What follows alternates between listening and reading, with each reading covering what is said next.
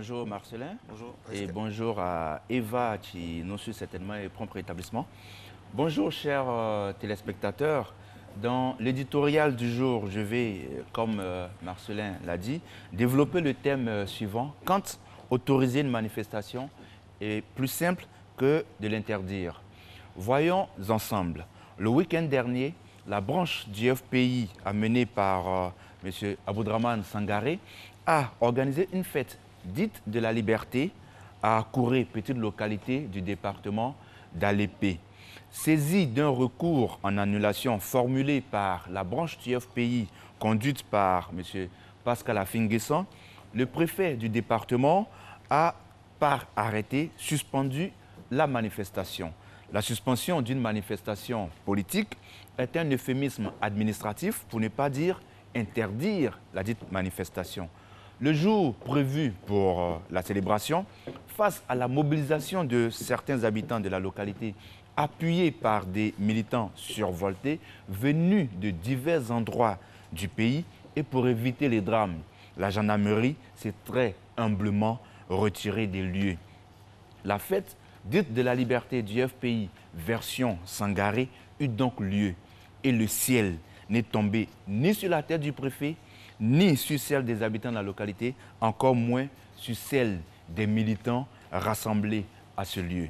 Une fois n'est pas coutume, faisons un peu de fiction.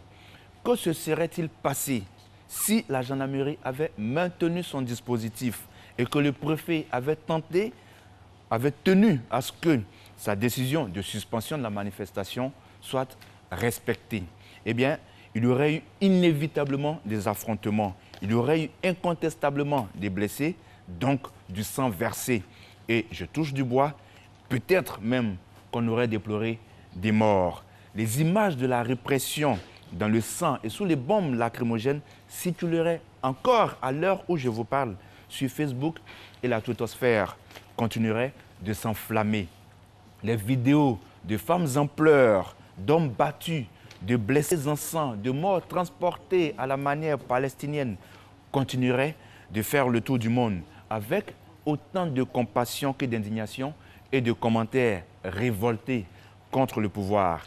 Les reporters de guerre, amateurs ou professionnels, qui s'étaient déportés à Kouré, espérant cyniquement capter les meilleures images, entendez, les images les plus violentes, n'ont eu que leurs yeux pour constater l'échec de leur ténébreuse prévision. Les organisations internationales qui avaient sans doute préparé leur communiqué au vitriol ont dû déchirer leur brouillon. Les politiques qui s'apprêtaient à saisir l'occasion pour dresser un tableau sombre de la situation des droits de l'homme, de la liberté d'expression et de la démocratie doivent être sans doute déçus.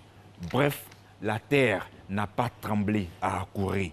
Et moins d'une semaine après, plus personne n'évoque cette fête qui n'entrera pas dans l'histoire ensanglantée de la Côte d'Ivoire. Morale de l'histoire: autoriser une manifestation politique, l'encadrer et placer ses organisateurs devant leurs responsabilités est toujours plus simple pour un pouvoir que de l'interdire. Alors question, pourquoi faire donc compliqué ce qui est pourtant très simple?